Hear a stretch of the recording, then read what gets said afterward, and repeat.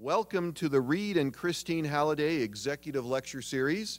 Today we're fortunate to have Mr. Blaine Yates, Chief Executive Officer of Clear Incorporated, a company which was founded in 2000 and is recognized worldwide as a leading company in the manufacture of xylitol, which is used in a multitude of products, which I hope that Mr. Yates will talk to us a little bit about in his presentation today. Prior to working as CEO of Clear, he served as Vice President of Sales at Clear. And Mr. Yates works to develop and manage the company's growth, strategy, and strategic relationships, as well as establishing the financial and business plans. He has 18 years of sales management and leadership experience. Mr. Yates was a sales manager with Circe Corporation from 1996 through 2003, during which time he assisted Circe in establishing new sales channels in the public library and school library sectors, while recruiting and managing a top sales force to enable them to become an industry leader. Prior to joining Circe Corporation, Blaine was a project manager for RetroLink Associates, a division of Ameritech, where he managed a 30-plus person project team dedicated to library automation projects. He holds a Bachelor of Arts degree in International Relations with a minor in Spanish from Brigham Young University and has an MBA from Thunderbird School of Global Management. It's always a pleasure to have a fellow Thunderbird here on campus to speak to us. Please join me in welcoming Mr. Blaine Yates. Thank you. Holy cow, thank you. You probably just got a little taste of me not being a public speaker. I don't get a chance to do this very often, so I'm grateful for it. I'm happy to be here. I love UVU. I did go to BYU, but when I went to BYU, UVU wasn't the option that it is today. So it's very exciting to see. We'll talk a little bit about the company that I work with and the growth that we've been experiencing, but I've seen probably even bigger things from UVU over the last 10, 15, even 20 years. So great to be here, happy to be here, love the school and what we're doing. As I was standing up here and being prepped for the presentation, they told me that the lights would be dimmed and I wouldn't be able to see any of you, but you would be able to see me, which reminded me of a funny story. As I said, I don't do a lot of public speaking. And I was thinking back to my school days, and we were told, if you're ever really nervous or tense and you're having a hard time relaxing and getting into your speech, one of the things that will help you calm down is to picture your audience in their underwear. And I was just speaking a few weeks ago at the Rotary Club in Provo. And I don't know how many of you are familiar with Rotary, but I got up to speak and I shared that story and I ended it with I don't think that's a good idea for this crowd. And I won't be doing that today, by the way, and I can't really see you that well with the bright lights anyway, so it wouldn't work. I run a company called Clear Incorporated. We've got a great team, so when I say run it, that doesn't mean that I am necessarily the key figure. We have a great crew behind us. And that's important, anywhere in life, whether it's school or home or out in the world. But we do xylitol products, and that has been mentioned. I would love to see a show of hands of how many people are familiar with xylitol. Well, that's good. That's actually more than I thought. That's a much higher number than I thought. It's not very well known. Xylitol is a sweetener. It's actually a natural sweetener. Looks and tastes a lot like sugar, but it's got some great health-promoting properties. It's safe for diabetics, which is one of the big things in today's world if you look around you, those of you who have grown up with people who are affected by that. But the main benefit and where it's used predominantly is in cavity fighting products. It was developed and discovered in the late 1890s, but wasn't prominently used because of the cost. But after World War II, if you know what happened in World War II, there were pretty significant supply line issues in Europe. And rail lines were blown up and ships were sunk, and many countries did not have access to the same products they did before. In Scandinavian countries, they started using xylitol as a sweetener to replace sugar because it's derived from woody sources, and they have a lot of birch trees in Scandinavia. So Started using it there, used it for a couple of years until the supply lines were built back up, and then basically it kind of went away until the 70s when they were doing dental research in Scandinavia. They were looking at cavities rates in different age groups of the population, and they found that this group of people who were in their mid-30s had a lot fewer cavities than everybody else. And they traced it back to these being the children that were born and at a very young age had right after World War II. So that prompted studies on xylitol. They found that bacteria don't stick well when they ingest xylitol. So by chewing xylitol gum, you flush the bacteria out of your mouth, you get fewer cavities. They also found that kids chewing xylitol gum had fewer ear infections, and it's the same reason. You're flushing away bacteria, so you don't get as many of them clogged up in the eustachian tubes. And so in the late 70s and early 80s, people started using xylitol. Not here in the States so much, but in other countries, they started using xylitol in gums, mints, candies, things of that nature, because it was a healthier option. And we started the company back in 2000 because a medical doctor here in the States got a hold of some of those studies and had a bundle of kids in his practice who suffered from chronic ear infections. So these are little kids coming in every couple months for another round of antibiotics, and they're sick and their parents are taking time off work, and aside from that, their child doesn't feel well, which is the bigger issue. So he was looking at better ways to take care of them, found these studies on xylitol, and developed a nasal spray. So it's a sweetener, but we actually launched the company to market a saline nasal spray with xylitol, which was used as a preventive for kids who got lots of ear infections. We've since expanded the product lines. You know, over the course of many years, we've developed gums and mints and candies and a variety of things. That bottom one, if the pointer, oh, there we go. I'm not a big pointer person. I like to walk over to the screen and point, but I'm told there's some photography going on, so I have a lane here that I need to stay in. We also just sell the sweetener. So in addition to all the finished goods products, we also sell the sweetener. So a whole bunch of xylitol stuff, that's what we do. And if you have any questions about that, I'd be happy to address them afterwards. Not here so much to talk about our company, but a little bit on the company. We were founded in 2000. We now sell in over 5,000 retail locations, most of them health food, natural products related. Xylitol is considered a natural sweetener. Our main customers are, you'll be familiar with Whole Foods. Those of you who are from back east, Vitamin Shop. Locally, stores like Good Earth and Dave's Nutrition and Sunflower Market, that's our niche, that's our marketplace, and that's where we predominantly sell. We are probably the largest importer of xylitol. Some xylitol is made domestically now in the US, and we do purchase that as well. And we have a worldwide presence. So while we are a local company, we're based here in Orem at the moment. Some of you might have seen the sign for the building that we're building, which is not in Orem anymore. But we're based in Orem, but we sell in about 15 different countries worldwide. And that's everything from the Middle East, several Middle Eastern countries, to some Asian countries, some South American countries. Our largest international customers, and the second one you're going to find very interesting, are Canada, which makes a lot of sense, right next door, and Turkey.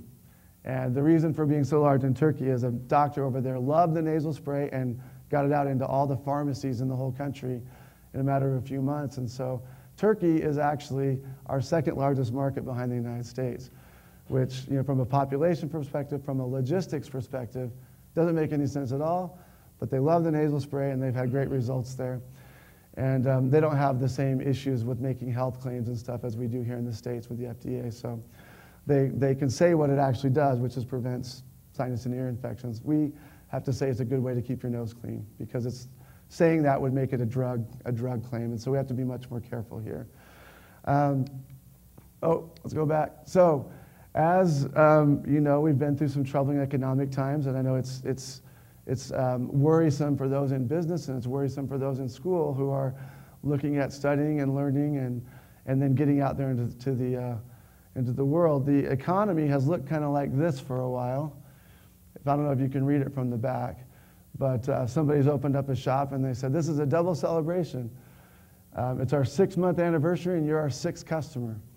And we see a lot of that going around. You know, there's a lot of a lot of companies, and depending on the industry, that have struggled, and many have gone away, and we have not. In fact, we have thrived in the down economy, and that's because predominantly, people get a little bit more preventive minded when you're having a struggle economically. It's better to stay healthy than to go to the hospital, or stay healthy than get sick. And so where people turn their focus to prevention, we've done quite well. We've actually grown at a very healthy clip over the last few years while companies were downsizing. We've grown, and this is a picture of our new facility. So it's not done yet. That's an artist rendering, as you can probably tell. But we're going to be moving to American Fork, just off the freeway there. We're building a new 90,000 square foot facility, which will handle a lot of our production and all of our sales and marketing and fulfillment. So it's been some very successful times for us, and like I said, I think we've seen a lot of that here at UVU as well, and we actually employ quite a few UVU grads, and I think that trend will probably continue into the future. It's locally trained. This is an exciting thing for us. Anybody ever been to New York City? Even if you haven't, that's Times Square. And just a couple days ago, we got up on the big board in Times Square. That doesn't necessarily mean anything, it's just kind of cool. We support several charities. Here locally, we support the food bank and a foundation called Now I Can, which provides physical therapy to children with cerebral palsy and some other ailments. We also provide funding to the National Children's Oral Health Foundation. Again, our company's focused on prevention. We're focused on gums and mints and candies that fight cavities. They taste great, but they still fight cavities. And so we support this organization. Well, we donated, a PR firm got a hold of our latest donation, and somehow or other, I don't know the magic behind the NASDAQ screen, but somehow or other we got up on the screen. So it's a pretty big time for a little company in Orem. I can't think of other Utah companies who have showed up in Times Square like that. So it was exciting for us. And we're not a large company. We're 50 employees.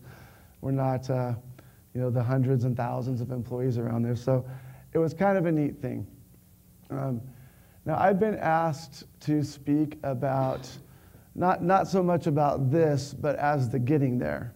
So you're all in school, and you're looking at careers ahead of you, and I'm assuming a variety of different areas and foci, whatever the right term is.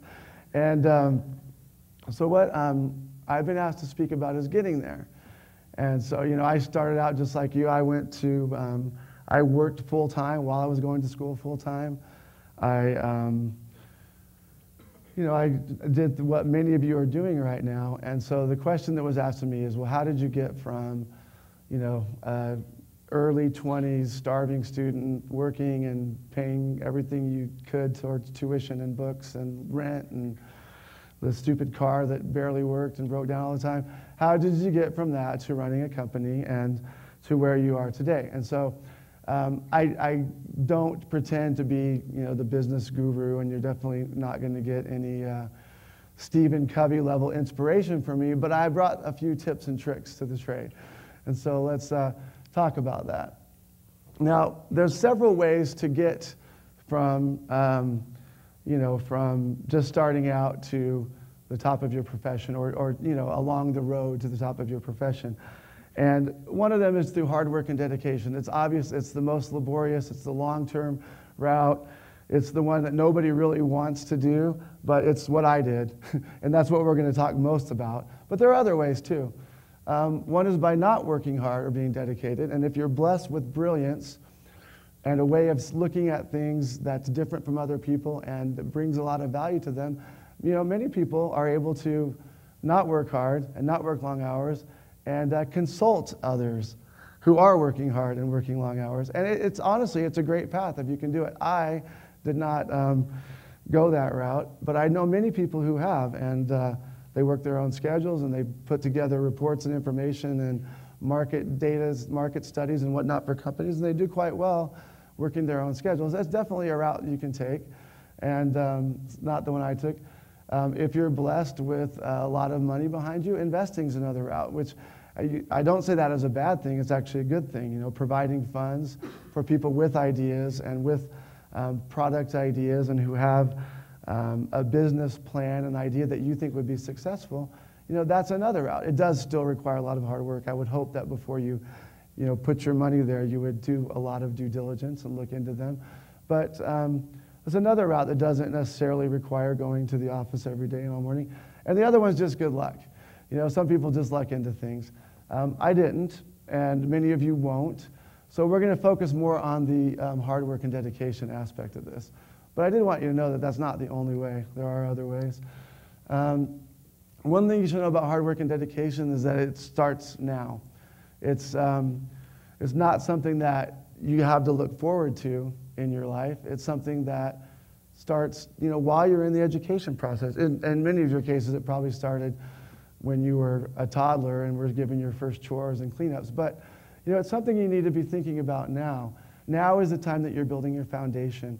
And when I talk about building a foundation, I'm not just talking about learning where the debits and credit goes on your accounting in your accounting class, and you know, that you are not your target audience in your marketing class. I'm not just talking about the things that you're going to learn in school. There's part of your foundation is the team around you. Part of the foundation is the friends that you make. And you'll be put in many situations in school and where you work in teams and you work in groups.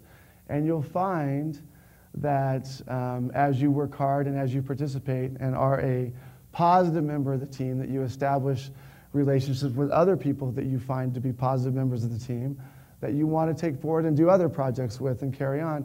And that doesn't just stop in school.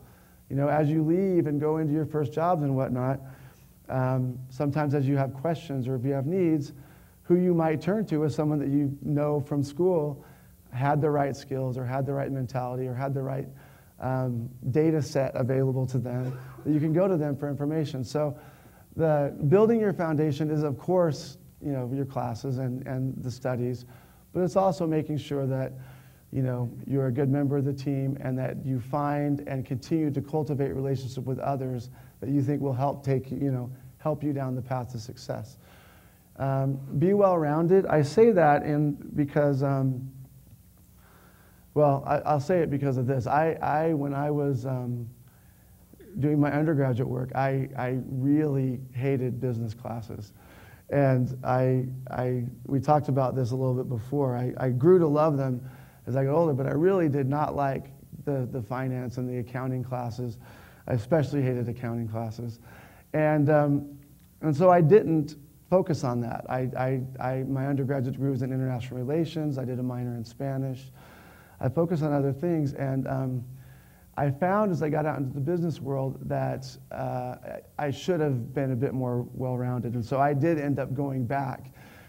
After I left my undergraduate degree and got out into the workforce, I actually went back and got myself more well-rounded, let's just say. So, you know, while you may have courses that you don't enjoy so much, oftentimes they have a lot of application as you get out into the world. And they really do. You know, you may not need those accounting and finance classes as you're starting out in the world, but as you move up into different supervisory and managerial positions, and as you're asked to put a budget to this proposal that you brought, or as you're asked to put together the financials and why you think this proposal you're presenting to your company is going to bring the company more money, which is what companies want. You know, they want you there, and they pay you a certain amount because they think that you're going to bring them more money than what they're paying you. That's the basic gist of business. And so you need to be very well-rounded. And even though there may be some classes that feel a bit like drudgery, in many cases, there are things you're going to need to know later. So, you know, learn them, get through them, and obviously you're going to focus on the things that you like, but definitely give some time to the things that you don't. And one of the most important things that I found in business is to be a good team player. We talked about that in the, in the sense of establishing a foundation and building around you.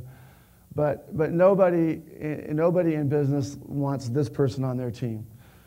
If you can, I don't know, can everybody read that? It's probably not so big in the back. So the wife is sick in bed. The husband says, "How much longer are you going to be in here? The bread ran out last week, and now the coffee and butter are gone." So nobody wants someone on their team that just brings you the problems. And nobody wants someone on their team that can't fend for themselves. And no one wants someone on their team that cannot bring proactive ideas to the discussion.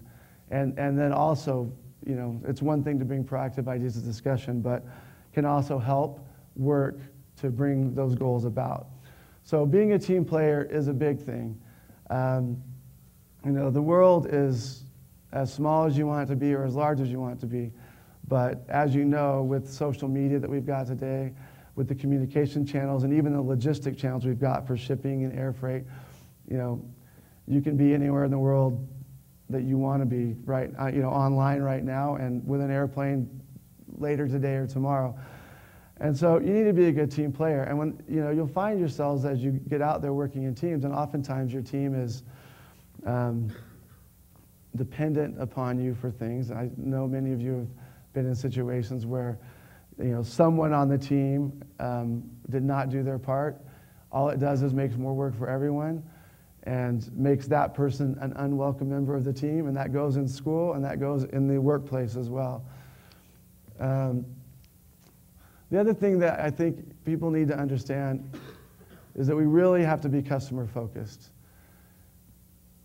And by that, one of the things that people don't always understand is who are your customers.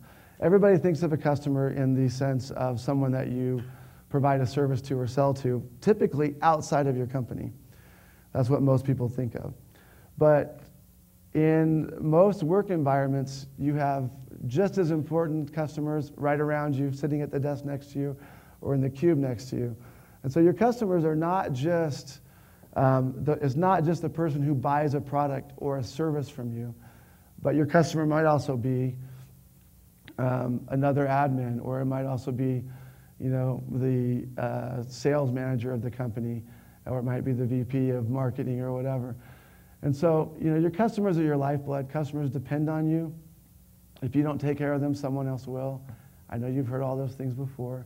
I know you know them, but to give you a very real world example, we sell to stores, and in stores, stores, the most valuable thing in the store is that space. I mean, they bring people there. The customers that come to the store are walking around looking for products. There have to be products there, and the stores make their money by selling products. We make our money by selling products to the stores, and the stores are there to serve the need of the customer. If we don't take care of our customers, so if we're not taking care of our business internally, and we don't have the product to provide the customer, that shelf space sits empty. So not only do we lose money, but the customer now is not making money, and all they will do, they might love our products and love us, but they have to continue making money to stay in business. They'll put another product in that space. And when they do that, it's very hard sometimes to get that space back. And so, they're there to serve their customers, who are the shoppers. We're there to serve them. Our suppliers are there to serve us. So wherever you are in that customer chain, if you're not taking care of your customers, somebody will take care of your customers for you. And you always lose when that happens, and somebody else wins. On the flip side of that, if you do a great job of taking care of your customers, you're going to get opportunities to take care of other people's customers. So it really is, it's a great thing if you're customer focused. If you're taking care of the needs of those around you, when you're asked for reports, when you're asked for this, when you're asked to go buy a certain, if you're doing purchasing and you're asked to go find a certain quantity of a certain ingredient, if you're taking care of your customers, you will have, you will have success. I mean, in general. And someone else will. And like I said, when I say this is true both outside and inside, that's because I want you to know that you have customers inside your company just like you have them outside the company. Another thing, and we've talked about this, is we really like people in business who provide solutions. Many times you're working with people, and as you start out in business, you'll be on the lower end of the totem pole, and your goal in life is to typically get to the higher end of the totem pole. Well, oftentimes the people higher up the totem pole are very busy. And so, I'll just give you an example of what works and what doesn't work. I've had, employees who come to me and say, oh my gosh, we're wasting a lot of money on these shipping labels, and then they leave. And I think, oh, crap, we're wasting a lot of money on shipping. We could do that better. But I've got 10 other things I'm working on right now, so that doesn't get attention, off I go. And I have employees who come in and say, here's the shipping label we're using. Here's some shipping labels that A, cost half as much, and B, use half as much paper, so they're better environmentally. And C, I can get these right now and we can switch over. And I say, great, let's do that. And off you go. Well, the company runs better, the company runs more smoothly. That person just moved up a notch in my estimation, and the other person just brought me a problem, was added to my daily stress. So there's a big difference between finding flaws and problems within the company and finding those flaws, coming up with a good alternative or solution, and presenting that. And I think you all know what I'm talking about.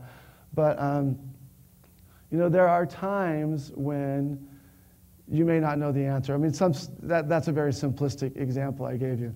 There are some things that you might find that are very complex. But it's always good to know, as a manager, when someone comes to you with an issue, that they've at least given it some thought. They're not just trying to dump it on you and hope you can find time. So it may not be as simple as, I found this other label, it's a lot cheaper, it's more environmentally friendly, let's do it. I say, great. It may not be that simple. It may be a complex customer issue. It may be a complex supply issue. If you've given it some thought, it makes a big difference. And say, I've thought this over and I really need your input. I can't really get my hands around it.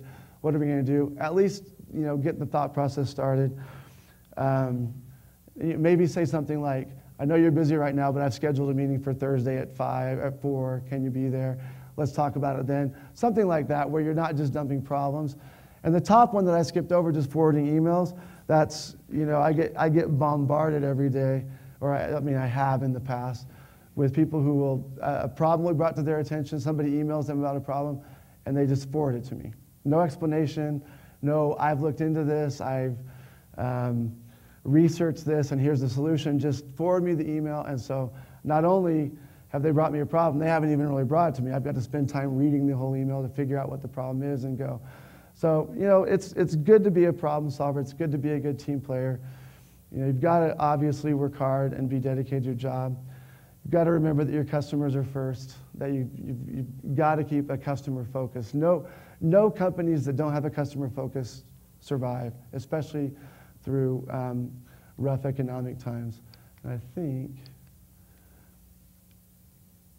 and that's just the gist of business: taking care of your customers, providing solutions to problems, staying focused, and being a good team player. There's obviously a lot more to it. When I was asked to speak, I was asked about books, or books that I may have read, or that provided motivation, and that provided guidance to me through my business career. And to be perfectly honest with you, I'm not very big on business type books. I've read a lot of them. I've read several, some Covey books, and I've read Good to Great, and I've read a lot of those. And I find that oftentimes the best advice that you get is really common sense. I mean, there's a lot of common sense in there that people make a lot of money selling, and it's good. So I would recommend you find a good book on common sense if you don't have it. That would, but I did like, I'll tell you one book I did like, which was Who Moved My Cheese. And part of the reason might have been that it's very short. So it's an easy read. It doesn't require weeks of your time and study and a lot of highlighters and post-it notes. But it's about being fluid, and it's about being prepared, and it's about looking forward and seeing where things are headed and preparing for that. And to be quite frankly, there's a lot of wisdom in that little book. And it's not a hard read. If you haven't read it, I'd suggest reading it. I think they teach classes on Who Moved My Cheese. And I actually think there's even a consulting firm here who goes into companies with the Move My Cheese program. But you could probably read the book and get the sense for it. But it is about planning ahead, looking at changes in the world and the economic environment, and positioning yourself to take part in those. And so I'm sorry I haven't come with a great suggestion for a read. I think there's definitely wisdom in all of them. But all in all, it's a lot of common sense. Everybody knows take care of your customers. Everybody knows be a good team player. Get the assignments done when you're supposed to so that your team doesn't suffer. Everybody knows those things, and you'll do well. So that's really all I have. I'm here to answer your questions. And I know this is a class, and so all you've done is heard me speak. Why don't I hear from some of you, and I'll do my best to answer your questions. And I also know you're in school and busy, so no one's ever complained about getting out early, at least not in my mind. But I would love to answer your question. Yes. Did your company come up with the idea for xylitol in the United States, or is this like a I'll repeat it. market where there's a lot of other competitors? Yeah, so the question was if we came up with the idea for bringing xylitol to the States, or were there a lot of other vendors? And it's, yes to both those questions, kind of. There were some small companies who were bringing, you could buy xylitol in the health food stores, way back in the 70s and 80s. Not very many people know about it. The doctor who developed the nasal spray came up with a very novel use for xylitol.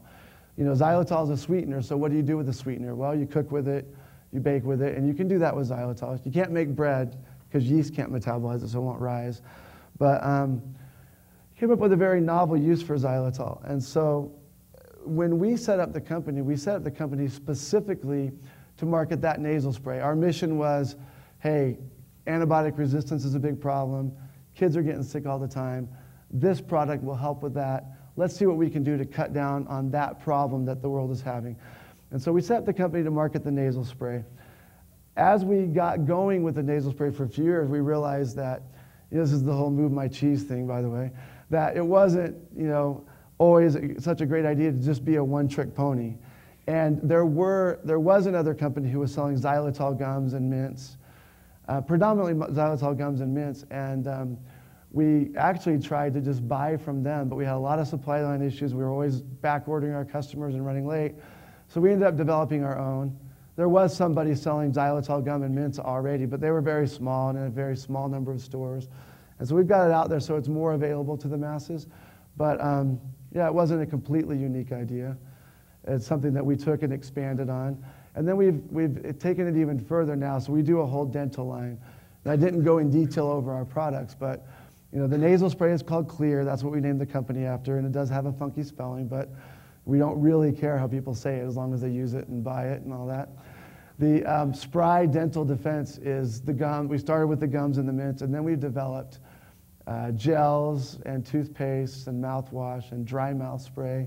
A lot of people suffer from dry mouth issues, different medications and salivary flow issues, and there's radiation treatment that causes dry mouth issues. And so we've done a lot of different products to address the dental market. And at the same time, we started selling the sweetener. So there are other brands of xylitol. Ours is called XyloSweet. And but the sweetener itself, again, it's safe for diabetics. It's much lower calories than sugar. And it's a sweetener that actually prevents tooth decay. So it's got a unique story. And we have a lot of products that have kind of a unique story to them. But it wasn't completely our idea. It wasn't some out of the blue voila. But we did the studies on xylitol and the reduction in ear infections and tooth decay, and then developing products around that story.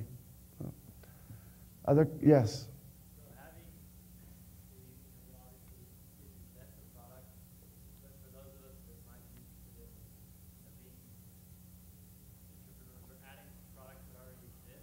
Would you recommend going through a company that already builds it or trying to do it on your own? Because like you guys said, you started using someone that already produced the product and then you essentially developed your own. Right. What would you say was the benefit or the cost of doing that? Well, what's that? Okay, so the question was if you have a product idea, if you're an inventor, or want to be an entrepreneur, would you suggest running that through an existing company or setting up your own? Is that the gist of the question? Yeah. Well, in one case, what you said, and the comment was made that we didn't, produce the product; it was already there. The product had been invented, but we actually did produce the product. It was being mixed up at home, and he came to us, and we said, "That's great. We would love to do that." We didn't have a company, by the way. We were just a couple individuals who knew it. I had a daughter who is 16 now, but at the time she was 3 and getting a lot of ear infections. And so I found out about the product and started using it. And we said, hey, it was just a home brew type thing, right? And we said, if you'd like to take this to market, this is a great product, we would love to help you. And so it was kind of the opposite of that. He wasn't even thinking about taking it to market. We found the product and said, we ought to get this out to the people because this could make a big difference. It really depends on the situation. You know, we do have people, and not just us, but there are a lot of companies around here who come to us with new product ideas. And to be honest with you, it's the easiest way to launch a new product is to find a company that already has the finances behind them and the infrastructure that they could produce it for you and get it out there. But you give up a lot when you do that, right? So you have to decide what mix works. If you have a product you want to take to a company and get them to produce it and market it for you, that works great. But you're going to get a small percentage of the proceeds from that versus if you do it yourself. And so there's a risk-reward thing that you have to weigh. If you have, you know, no funding behind you or backing, you might have to get your product out by going to another company. If you have a good product idea and you can go pitch that to a group of investors, or if you have friends and family who might want to pitch in and help you start it, that's a way you might go about doing it, even if you don't have any resources of your own. That allows you to keep a bigger piece of the pie on the back end, right? So you really have to weigh that out, you know, talk to people around you and see if they'd be interested in helping. If you don't find much support and you really want to do it and you can't think of any other way, then, you know, sell your idea to another company. But, you know, I'm all for entrepreneurship and trying to do it on your own and rounding up the right group, the right team of people and getting somebody interested in your idea who will put some money into it and allow you to get out there and try to make a go of it. That's you know, a good way to be involved in entrepreneurship. Yeah. Yes? Have you considered selling through other channels besides retail chains? We do, actually. You know, the lion's share of our sales are through health food stores, but we sell online and we sell through dental channels as well. We do consider it. We're focused. Our bread and butter, you know, the golden goose right now is the health food channel. And what we don't want to do is anything that doesn't keep the golden goose well fed. So, you know, we're still a small company. We're still growing. We're not $1 billion a year type company. And so we're still we have a ways to go to keep nurturing that golden goose, so to speak. But yeah, we do have some other sales channels, and I'm always interested in hearing about other sales channels. So if you have some ideas, you know, either share them now or come see me afterward. Sure. All right, other questions? Yes? Yeah, what's the most difficult part of your day-to-day as a CEO? It really depends on the day, but you know, the question is, what's the most difficult part of my day as a CEO? And I said it depends on the day because as CEO, you get involved in everything. So you get involved in any legal challenges, you get involved in any, you know, whatever the escalation process is, but you may get involved in some very upset customer issues. I would say the hardest part for me is dealing with inter-office politics. And I don't say that in a completely negative way, but when I talked earlier about building teams and finding people that you enjoy working with that are positive members of the team, you will oftentimes find yourself on teams that don't have that, you know, the ideal mix, just to be diplomatic about it. And, you know, it's important within a company to nurture cooperation and progressiveness and even entrepreneurship. I mean, within companies, you want that entrepreneurial spirit and people coming up with new ideas. And so where you have members of the team who maybe are frequent roadblocks to that process, oftentimes that's a difficult issue. And sometimes changes have to be made. And sometimes through guidance and coaching and a little bit of time and a little bit of understanding from others, you can work through them. Because oftentimes you'll find someone who is on the team because they bring a very, very valuable skill set. But they might be very weak in other areas, and that one of those areas might be, you know, just getting along with others. But they're so valuable in their accounting skills or the marketing focus that they bring that you really want them on the team, but they cause a lot of other problems. And so, you know, a lot of times the most difficult thing is making the teams work smoothly and keeping the cogs, you know, turning as quickly as you want them to turn. Other questions? Yeah. In terms of your business plan for the next 10 years or so, for the fairly short future, how much effort and energy are you putting in to go international to replicate Turkey and other countries versus the United States or North America? So the question was how much of our focus is on putting energies into international expansion versus domestic expansion and replicating the success we've had in Turkey and Canada. And I mean, the answer is that the majority of our focus is on the domestic market. The majority of our focus is on the United States and building this market because it is still the largest market out there and where we want to have the most success.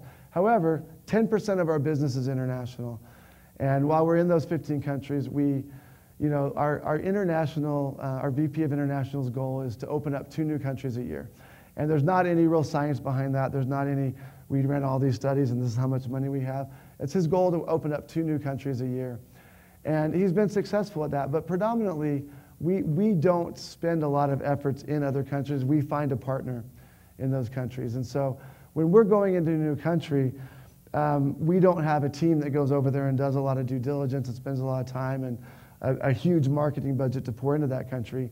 We typically will find a partner who already knows the lay of the land, who already has ties to the sales channels that we want to tie into, and we will typically provide product to them at a price that allows them to have margins to tie into marketing and sales budgets and whatnot.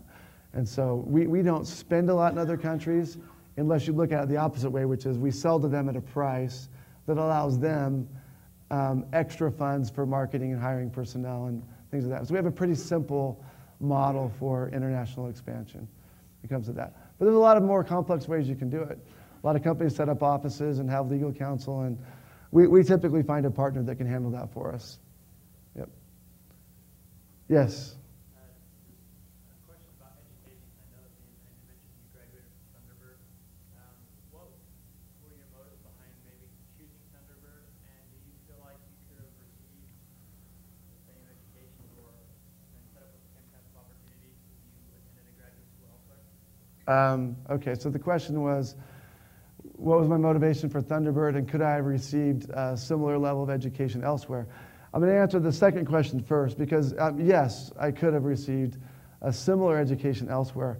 There are a lot of good, top-notch business schools out there, and Thunderbird's one of them. Definitely a top-tier school, and I love Thunderbird. The reason I chose Thunderbird is because I've always had an international focus, and the question was just asked how we do things internationally. And our company at the time that I chose Thunderbird was starting to expand into new countries, into new markets, and to get, to deal with issues such as protecting your patents and protecting your trademarks and your registered trade names. We were getting involved in a lot of international issues around which I had very little experience. So when I was looking for a graduate school, I was looking for a B school training because I wanted, I definitely wanted, I had kind of missed out on that accounting and finance and econ focus in my undergraduate. So I definitely wanted the B school side of the education, but I also felt like I needed the international focus. And Thunderbird at the time was the top-ranked, and still is, I think, the top-ranked EMBA school with a focus on international business. And honestly, I was looking to do an executive MBA. I needed to still run the company. I had a growing company to attend to. And so I wanted an executive education, meaning I could go down and do it on the weekends. And then we had several overseas, 10-day trips. But I wanted that international focus. And at the time, Thunderbird was the #3 ranked EMBA program in the country. So it was a top-ranked school, which played heavily into my thought process. And it also had that international focus. Now, I want to tell a funny story about the international focus because the International Center here is quite good. In fact, when I was going to BYU, I mentioned this earlier, I did not enjoy my business classes. I had one class that was business focused that I enjoyed, and it was an international marketing class. And it was taught by a gentleman named Malin Jackson, who was who founded, I think, if he didn't found it, he at least was one of the early people in the International Center here at UVU. And so, you know, you can get that international focus at other schools. You know, Thunderbird was one that I had had on the radar for a long time and had always wanted to go to for a long time, and I finally had the opportunity. But you don't just have to go to a school like that for an international focus. And I think UVU has a quite strong, you know, international center. And that, what's this international center called? Just the Center for International Understanding, I think. Center for International Understanding, but it's run by top-notch people. So I really feel like you could get a similar education here. I chose Thunderbird because it was one of the ones that was on my list way back when, and it was a top-ranked program, and I loved it. But I do think you could get a similar education in other institutions. Yeah. Any other questions? Okay, well, let's go ahead and wrap this up then. I appreciate all your time. It's been great talking to you. Sorry, like I said, I'm not a big on the business books and all that, but I hope you got at least some good tidbits of information. And if you have any questions, you know, I'll be here for a bit. Thanks. A token of our appreciation. Thank you so much. Thank you very much.